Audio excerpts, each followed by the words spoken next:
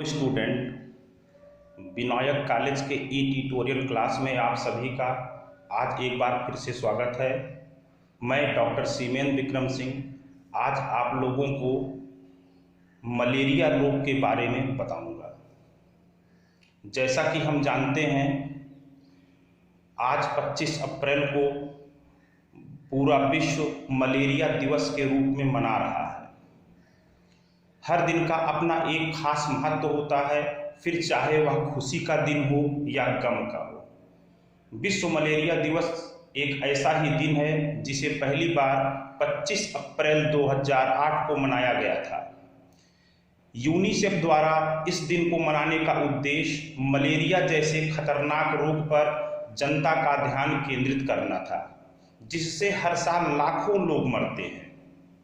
इस मुद्दे पर विश्व स्वास्थ्य संगठन WHO का कहना है कि मलेरिया नियंत्रण कार्यक्रम चलाने से बहुत सी जानों को बचाया जा सकता है। प्यारे बच्चों, मलेरिया एक जानलेवा बीमारी है जो कि मच्छर के काटने से फैलती है। इस बीमारी में पीड़ित व्यक्ति को यदि सही समय पर इलाज तथा चिकित्सीय सहायता न मिले तो यह जानलेवा भी सिद्ध होती है।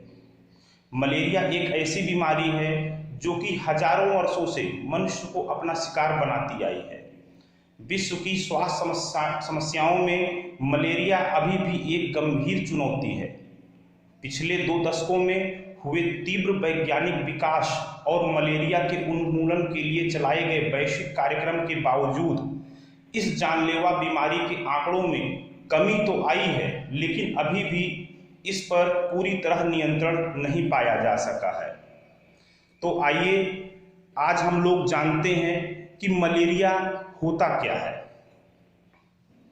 मलेरिया एक प्रकार के परजीवी प्लाज्मोडियम से फैलने वाला रोग है, जिसका वाहक मादा एनाफिलीज मच्छर होता है।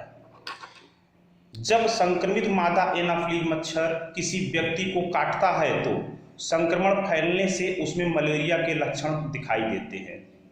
मलेरिया परजीवी विशेष रूप से लाल रक्त कणिकाओं, जिसे कि हम RBC कहते हैं, को प्रभावित करता है, जिससे हमारे शरीर में रक्त की कमी हो जाती है और मरीज कमजोर होने लगता है। यदि शुरुआत में ही इस पर ध्यान न दिया जाए तो इससे हमारा लीवर भी प्रभावित हो सकता है, जिससे कि रोगी या मनुष्य पीलिया जैसे गंभीर बीमारी से ग्रसित हो सकता है।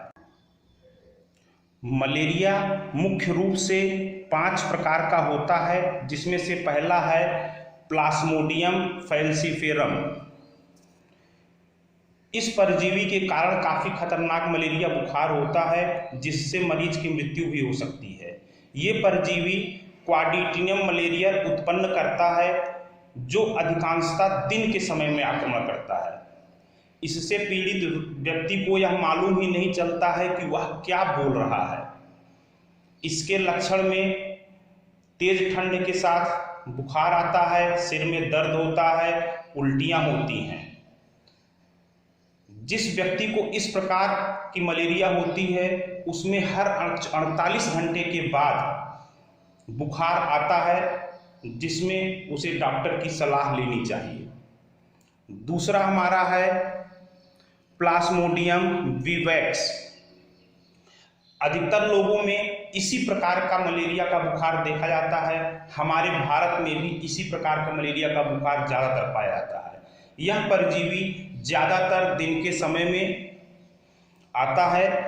यह विनाइन टर्सियन मलेरिया उत्पन्न करता है, जो कि प्रत्येक 48 घंटे के बाद अपना प्रभाव दिखाता है। इसके लक्षण में कमर, सिर में दर्द, हाथ पैर में दर्द, भूख न लगना, कपकपी के साथ तेज बुखार आना आदि आते हैं। हमारा मलेरिया का तीसरा प्रकार है प्लाज्मोडियम ओवल। यह भी विनाइन टर्सियन मलेरिया उत्पन्न करता है। चौथा प्रकार मलेरिया का है प्लाज्मोडियम मैलेरी।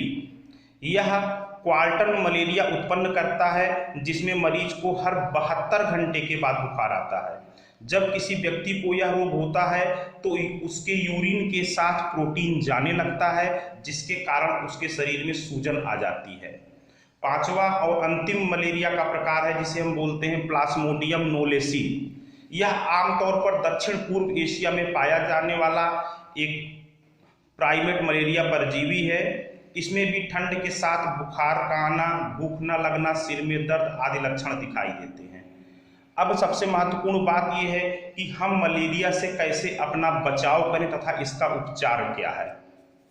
तो मलेरिया से बचने के लिए सबसे जरूरी यह है कि हम मच्छरों से बचें। अगर हम मच्छरों से बचेंगे तो हमें मलेरिया रोग कभी नहीं हो सकता है।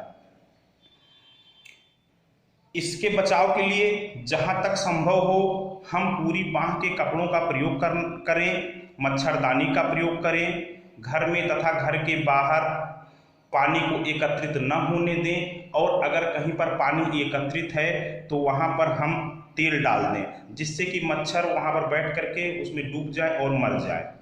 और यदि हमें नियमित अंतराल पर बुखार आ रहा है तो वह मलेरिया के लक्षण हो सकते हैं। इसके लिए हमें तुरंत डॉक्टर की सलाह लेनी चाहिए। धन्यवाद।